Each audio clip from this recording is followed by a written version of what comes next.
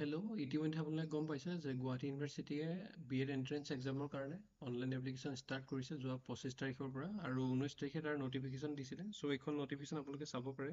চ' আজিৰ ভিডিঅ'টোত মই আপোনালোকৰ ইলিজিবিলিটি ক্ৰাইটেৰিয়া কি হ'ব সেইটো ডিছকাছ কৰিম বি এড এণ্ট্ৰেন্স এক্সামত এপিয়াৰ হ'বৰ কাৰণে, লগতে চিলেবাছ কি হ'ব আৰু ক'ৰ পৰা পঢ়িব লাগিব, কেনেদৰে পঢ়িব লাগিব সেইখিনি ডিছকাছ কৰিম। চ' আৰম্ভ কৰোঁ ভিডিঅ'টো। আৰু চ' ফাৰ্ষ্ট আমি চিলেবাছটো ডিছকাছ কৰোঁ। জেনেৰেল ইংলিছৰ আপোনালোকে 30টা কুৱেশ্যন দেখিবলৈ পাব যিটো এণ্ট্ৰেন্স এক্সাম হ'ব। তাৰপিছত আপোনালোকৰ জেনেৰেল নলেজ, মই ডিটেইল চিলেবাছসমূহ নেক্সট শ্লাইডত কৈ দিম। চ' ইয়াত জাষ্ট মই কৈ গৈছোঁ যে কি ছাবজেক্ট আহিব। চ' জেনেৰেল নলেজৰ 30টা কুৱেশ্যন আহিব। টেষ্ট অফ ৰিজনিং আৰু নিউমেৰিকেল এবিলিটি আপোনালোকে এইটো জাষ্ট এৰি বা তেনেকুৱা ধৰণৰ কম্পিটিটিভ এক্সাম যদি দিছে তাৰ ৰিজনিং বা কোৱান্টিটিভ এপ্টিটিউড বা মেথছ বুলি ক'ব পাৰে নিউমেৰিকেল এবিলিটিক। চ' সেইখিনি মিলাই যিটো এটা গোটেইখিনি মিলাই যি চিলেবাছ হ'ব সেইটো চিলেবাছে হয়।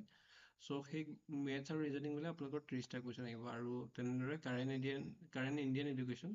চ' ইণ্ডিয়ান এডুকেশ্যনৰ বা আগৰ কিছুমান পলিচিক লৈ পেলাই কুৱেশ্যন আহিব পাৰে। চ' তাৰ 10টা কুৱেশ্যন NEP ধৰক বা তেনেকুৱা ধৰণৰ সৰ্বশিক্ষা অভিযান বা RMSA। চ' সেইখিনি মই ক'ম, ডিটেইল ডিছকাছ কৰিম বা ক'ৰ পৰা পঢ়িব লাগিব জনাম। চ' এই 100টা কুৱেশ্যন যিহেতু হ'ব আৰু তাৰ প্ৰতিটো কুৱেশ্যন আপোনালোকৰ 4 মাৰ্কছৰ হ'ব। চ' আপোনালোকৰ 400 মাৰ্কছৰ টোটেল, ঠিক আছে। চ' পাৰ কুৱেশ্যন 4K আৰু বাকী সময় 120 মিনিট বা 2 ঘণ্টা আপোনালোকে 100টা কুৱেশ্যন কৰিব লাগিব। কিন্তু আপোনালোকৰ 100টা কুৱেশ্যনে কৰিব লাগিব বুলি কোনো কথা নাই, মেক্সিমাম 100টা কৰিব লাগিব। আৰু আপোনালোকৰ যিহেতু জানে যে NCT ৰিকগনাইজ গুৱাহাটী ইউনিভাৰ্চিটিৰ আণ্ডাৰত কলেজসমূহ আছে। চ' তাৰে কিছুমান হৈছে গভৰ্ণমেণ্ট কলেজ আৰু বাকী আপোনালোকৰ কিছুমান প্ৰাইভেট কলেজ আছে। প্ৰাইভেট কলেজ বেছি আছে সাধাৰণতে, আৰু কম্পিটিশ্যনটো বেছি আপোনালোকৰ যিসমূহ গভৰ্ণমেণ্ট কলেজ তাত পাবলৈ। চ' সেইটো কাৰণে আপোনালোকৰ প্ৰায় 240 250 এনেকুৱা পাবলগীয়া হয় যিসমূহ আগৰ ট্ৰেইন বা আগৰ পেপাৰসমূহৰ পৰা চাই গম পোৱা যায়। চ' তাত 400টা যদি কুৱেশ্যন থাকে আপোনালোকে প্ৰায় 60টা কুৱেশ্যন মিনিমাম শুদ্ধ কৰিব চাবই লাগিব।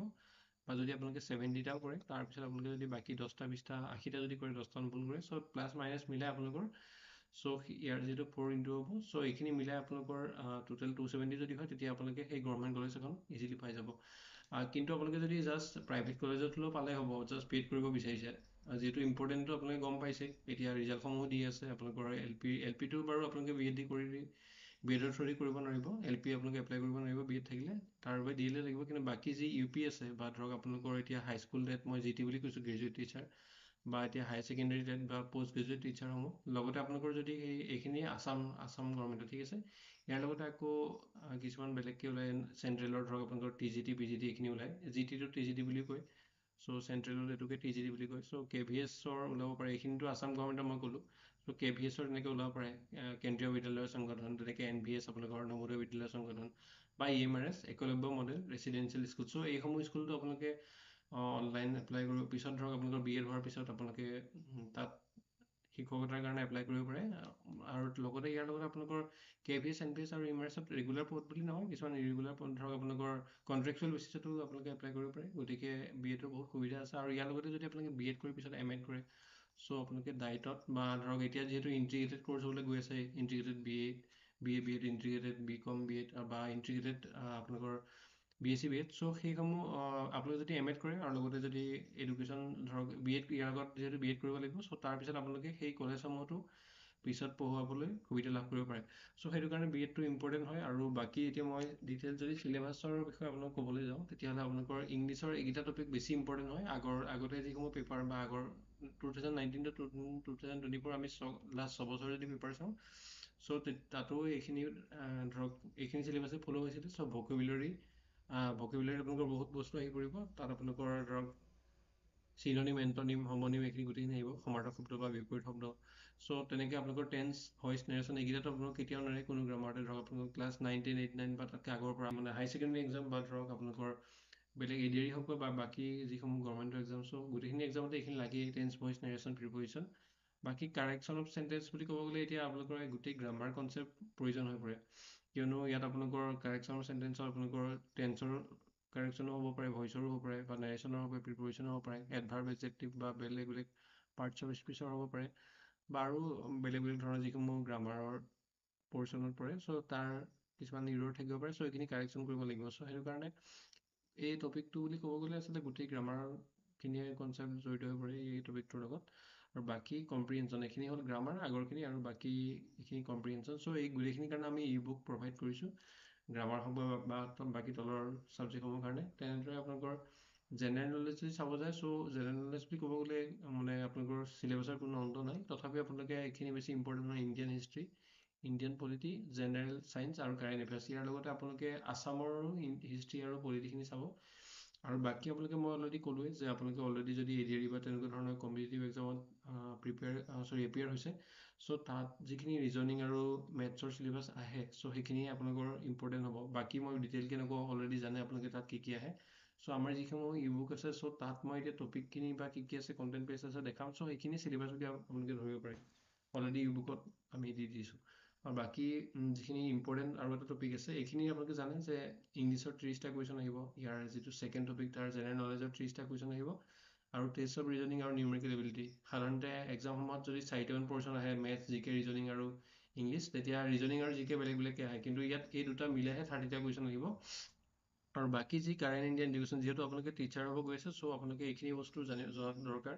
চ' সেইটো কাৰণে আপোনালোকৰ গোটেই 100টা কুৱেশ্যনৰ ভিতৰত 10টা কুৱেশ্যন ইয়াৰো অহা দেখা পোৱা যায় ছেকশ্যন ডিৰ, অৰ্থাৎ current Indian education, issues and পলিচিছসমূহ আহিব পাৰে। আৰু বাকী আপোনালোকৰ নেশ্যনেল পলিটি অফ এডুকেশ্যন 2020 যিখন হ'ল NPE বুলি কয় চমুকৈ, চ' সেইখনৰ ওপৰত, বা ইউনিভাৰ্চেলাইজেশ্যন অফ এলিমেণ্টাৰী এডুকেশ্যন, যিহেতু আপোনালোকে এলিমেণ্টাৰী এডুকেশ্যনৰ ধৰক টিচাৰ হ'বলৈ যাব পাৰে, বা ধৰক আপোনালোকৰ ছেকেণ্ডেৰী এডুকেশ্যনো হ'ব পাৰে, গতিকে সেই গোটেইখিনি ইম্পৰ্টেণ্ট হয়। ৰাইট টু এডুকেশ্যন, আৰু বাকী আপোনালোকৰ সৰ্বশিক্ষা অভিযান SSA, এইটো বহুত আগতেই হৈছিলে, এতিয়াৰ নহয়, কাৰেণ্ট নহয়, তথাপি কাৰেণ্ট ইণ্ডিয়ান এডুকেশ্যনো চাব লাগিব, আৰু এইখিনি পুৰণাখিনিও চাব লাগিব, অলপ পুৰণা বুলি কৈছোঁ। আৰু বাকী ছেকেণ্ডেৰী এডুকেশ্যন, যিহেতু আপোনালোকে এলিমেণ্টাৰী এডুকেশ্যন টিচাৰ হ'ব পাৰে, ছেকেণ্ডেৰী হ'ব পাৰে, চ' গোটেইখিনি ইম্পৰ্টেণ্ট হয়। BEd কৰাৰ আগতো হয়তো আপুনি নাজানিব যে আপুনি কিহত পঢ়াবলৈ ধৰক সুবিধা হ'ব, বা কোনটো ধৰক পৰীক্ষাৰ আকৌ পিছত অৱতীৰ্ণ হ'ব। চ' গোটেইখিনি ইম্পৰ্টেণ্ট হয়। আৰু বাকী ৰাষ্ট্ৰীয় মাধ্যমিক শিক্ষা অভিযান RMSA, চ' এইকেইটা টপিক ইম্পৰ্টেণ্ট হয়। আৰু এটা কথা কৈছোঁ, আপোনালোকে ইংলিছৰ এটা ভাল চিলেবাছ বা তেনেকৈ আপোনালোকে চাব গ'লে জেনেৰেল নলেজৰটো চিলেবাছটো ক'বই নালাগে, আৰু ৰিজনিং আৰু মেথছৰ যদি বহুতো অসুবিধা পায় সেইটো ভাল চিলেবাছে হয়। কিন্তু আপোনালোকে এই যিটো ছেকশ্যন ডি আছে 4th পৰ্চন, চ' তাত আপোনালোকে 10টা কুৱেশ্যন যিহেতু আহিব, কিন্তু সেই আমাৰ যিখিনি কুৱেশ্যন আমি কম্পাইল কৰি থৈছোঁ, বা আপোনালোকে নিজেও যদি পঢ়ে চ' তাত আপোনালোকে ভাল স্ক'ৰ এটা কৰিব পাৰে এইখিনিৰ পৰা, কাৰণ ইয়াত বহুত ডাঙৰ এটা চিলেবাছ নহয় এইখিনিৰ কাৰণে। চ' আপোনালোকে যদি MCQ থ্ৰুদি কৰে তেতিয়াহ'লে আমি MCQখিনি প্ৰভাইড কৰি দিছোঁ, এইখিনি আপোনালোকে ইজিলি কৰিব পাৰিব। চ' ছেকশ্যন ডিটো সেইখিনি। আৰু বাকী যদি আমি ডেটসমূহ চাব যাওঁ, কেতিয়া এপ্লাই কৰা ডেট ষ্টাৰ্ট হ'ব, কেতিয়া সেই হৈছে, চ' নটিফিকেশ্যন ৰিলিজ হৈছিলে 19 তাৰিখে, নটিফিকেশ্যন অলৰেডি দেখিলে, ফাৰ্ষ্ট স্লাইডটোত মই দেখাই দিছিলোঁ। বাকী ষ্টাৰ্ট অফ অনলাইন এপ্লিকেশ্যন 25 তাৰিখৰ পৰা হৈ গ'ল। এতিয়া ভিডিঅ' বনোৱাৰ সময়ত আপোনালোকে যদি চাই এপ্লাই ষ্টাৰ্ট হৈ আছে, চ' এইটো ভিডিঅ' যিহেতু 27 তাৰিখ মানে পাব্লিছ হ'ব, আৰু 25 তাৰিখৰ পৰা ষ্টাৰ্ট হ'ল, আৰু সেই হ'ব আপোনালোকৰ অহা জুলাই 5 তাৰিখে, ঠিক আছে। চ' ভিডিঅ'টো শ্বেয়াৰ কৰি দিব যিসমূহে BEd কৰিব বিচাৰে। কিন্তু আপোনালোকে অলৰেডি এইকেইদিনত নিউজত দেখি আছে যে কোনোবা UPত উত্তীৰ্ণ হৈছে, বা কাৰোবাৰ মেৰিট লিষ্ট মাৰিছে, হাইস্কুলত উত্তীৰ্ণ হৈছে, হাই ছেকেণ্ডেৰীত উত্তীৰ্ণ হৈছে। চ' এই গোটেইসমূহ আবাদ ধৰক কিছুমানে দায়িত্বটো ধৰক তেওঁলোকৰ চাকৰি লাভ কৰিবলৈ সক্ষম হৈছে, চ' BEd কৰিব লাগিব, বা তাৰপিছত MAd কৰিব লাগিব। চ' ইনিচিয়েলি LP UP হাইস্কুল হাই ছেকেণ্ডেৰীৰ কাৰণে, LPৰ কাৰণে নহয়, UP হাইস্কুল হাই ছেকেণ্ডেৰীৰ কাৰণে আপোনালোকক BEd লাগে। চ' তেওঁলোকে BEd ডিগ্ৰীধাৰী হয়, গতিকে সেই পৰীক্ষাসমূহত উত্তীৰ্ণ হৈছিলে।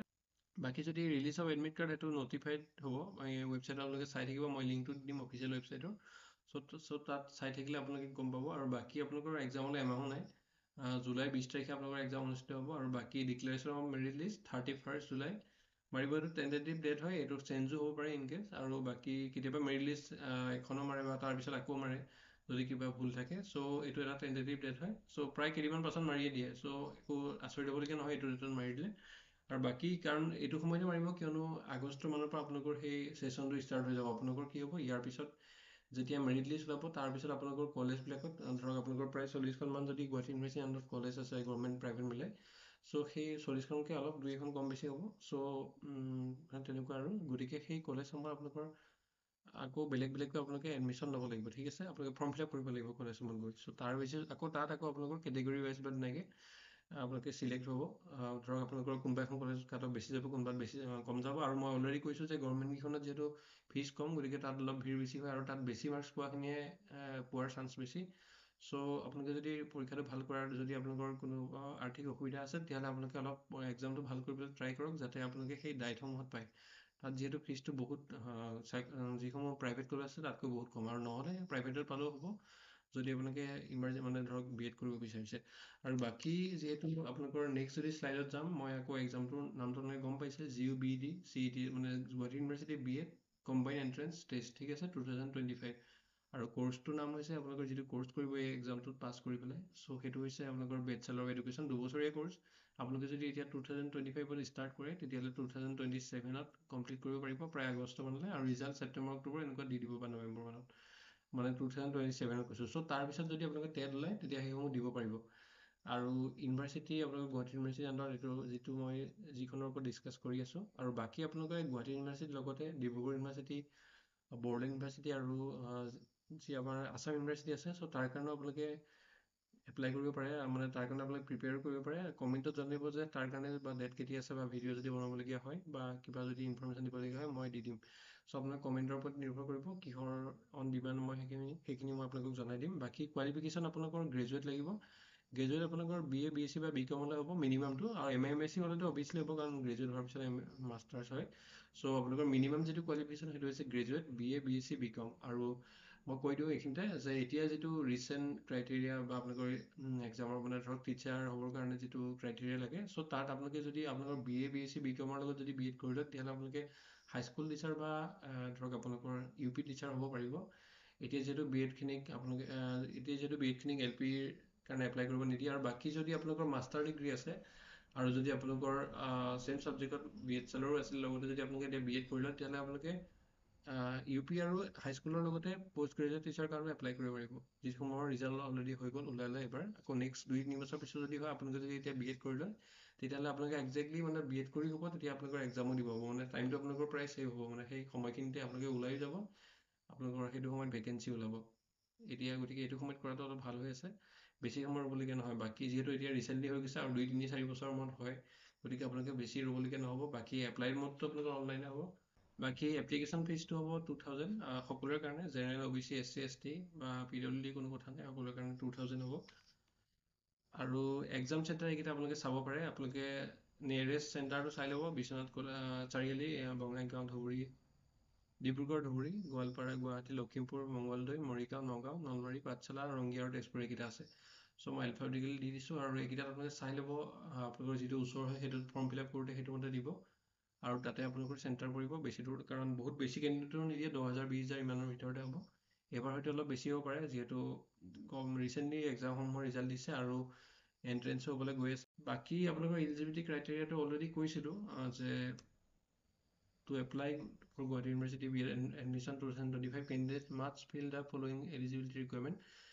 মই কোৱালিফিকেশ্যনো কৈছিলোঁ, বেচেলৰ হ'ব লাগিব, BA BSc বা BCom, মাষ্টাৰ্ছটো হ'লে বেছি হ'ব অভিয়াছলি, চ' মিনিমামটো BA BSc আৰু BCom। আৰু বাকী আপোনালোকৰ মিনিমাম মাৰ্কছ যিটো লাগে সেইটো জেনেৰেল কেটেগৰীৰ কাৰণে 50%, আৰু ৰিলেক্সেশ্যন আছে SC ST OBC আৰু PWD কাৰণে, সেইটো হৈছে 45%, ঠিক আছে। আৰু বাকী ন' এজ লিমিট নাই। পঢ়িব অলৰেডি কৈছিলোঁ যে ৰিজনিং আৰু মেথছৰ কাৰণে আমাৰ 2খন ই-বুক আছে অলৰেডি, চ' আৰু ইংলিছৰ কাৰণেও আছে। চ' ৰিজনিং ইংলিছৰ আপোনালোকৰ সেই 30টা কুৱেশ্যন ইয়াৰ পৰাই কভাৰ হৈ যাব। চ' এই 2খন ই-বুক অকল ধৰক আপোনালোকে লৈ ল'লে EDRE বুলিয়ে নহয়, বাকী কম্পিটিটিভ এক্সামসমূহৰ কাৰণেও প্ৰিপেয়াৰ কৰিব পাৰিব। বাকী যদি আপোনালোকে ইংলিছৰ কাৰণে ল'ব বিচাৰে তেতিয়াহ'লে এইখন আছে, আৰু ইয়াত অলপ গ্ৰামাৰ মই বেছি দিছোঁ, আৰু অলৰেডি কৈছিলোঁ যে চেণ্টেঞ্চ কাৰেকশ্যন বুলি আছে। চ' যিখিনি কমন ধৰক আপোনালোকৰ আহে যে টেন্স, ভইচ, নেৰেশ্যন, প্ৰিপ'জিশ্যন, এইখিনিতো আপোনালোকে গ্ৰামাৰ এক্সট্ৰাকৈ এইখিনি পঢ়িব, কিন্তু আপোনালোকে যদি সময় বেছি পায়, যে অলৰেডি মেথছ ৰিজনিং যদি পাৰে, তেতিয়াহ'লে ইংলিছটো যদি অলপ ষ্ট্ৰং কৰোঁ বুলি ভাবে তেতিয়াহ'লে ইয়াত যিখিনি বাকী টপিকখিনি আছে,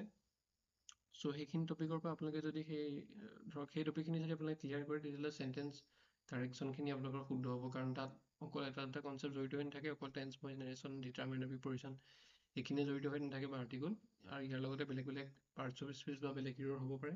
চ' সেইসমূহ আপোনালোকে ধৰক গোটেই গ্ৰামাৰখিনি চালেহে গম পাৰিব, সেইখিনি কৰিব। আৰু ইয়াৰ লগতে কম্প্ৰিহেনশ্যনো আছে, এটা চেপ্টাৰ দি থোৱা আছে, চ' সেইখিনি আপোনালোকে ট্ৰাই কৰিব ইয়াৰ পৰা। আৰু এক্সাম্পল ফৰ্মুলা এইখিনি গোটেইখিনি দিয়া আছে, মেথছৰ হওক বা ৰিজনিং হওক বা ইংলিছৰ হওক। আৰু শেষৰ পিনে আপোনালোকৰ লগতে মানে ধৰক আপোনালোকে এক্সাম্পল দিয়াৰ লগতে এক্সাৰচাইজো কৰিব দিয়া আছে উইথ এনচাৰ, ঠিক আছে। চ' এই বুক 3খনৰ সেয়া পাব, আৰু লগতে যদি আপোনালোকে আমাৰ যদি এইখিনি যদি আপোনালোকে ল'ব বিচাৰে, অকল এই 3খন বুক নহয়, মই বুক কেইখনৰ কথা ইয়াত মেনশ্যন কৰিছোঁ, এই 3খন বুকৰ কথা অলৰেডি মেনশ্যন কৰিলোঁ। কি যি আছে আপোনালোকৰ কাৰেণ্ট ইণ্ডিয়ান এডুকেশ্যন, এইটো বহুত ইম্পৰ্টেণ্ট হয়, কাৰণ ইয়াৰ পৰা বহুত বেছি ডাঙৰ টপিক নহয় বা বেছি পঢ়িব নালাগে, কিন্তু ইয়াৰ পৰা 10টা কুৱেশ্যন পাবলৈ আপোনালোকৰ কমন পেলাবলৈ বহুত ইজি হৈ যায়।